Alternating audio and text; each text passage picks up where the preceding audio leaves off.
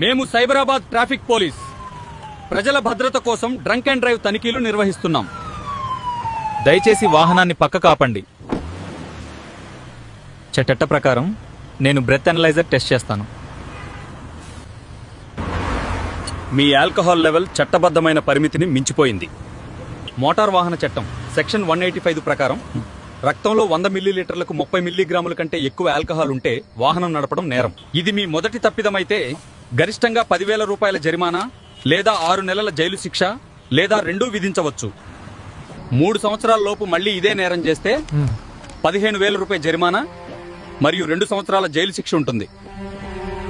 మీ driving licence suspension కోసం పంపబడుతుంది.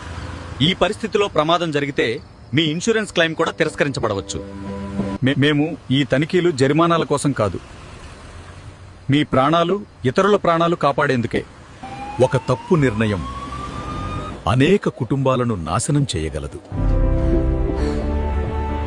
మద్యం తాగితే వాహనం నడపకండి. క్యాబ్ ఉపయోగించండి. సురక్షితంగా ఇంటికి చేరండి. మద్యం సేవించి వాహనం నడపడం మీకే కాదు, రోడ్డుపై ఉన్న ప్రతి ఒక్కరికి ప్రమాదం. ఇది సైబరాబాద్ ట్రాఫిక్ పోలీస్ తరఫున మీకిచ్చే ఒక ముఖ్యమైన విజ్ఞప్తి.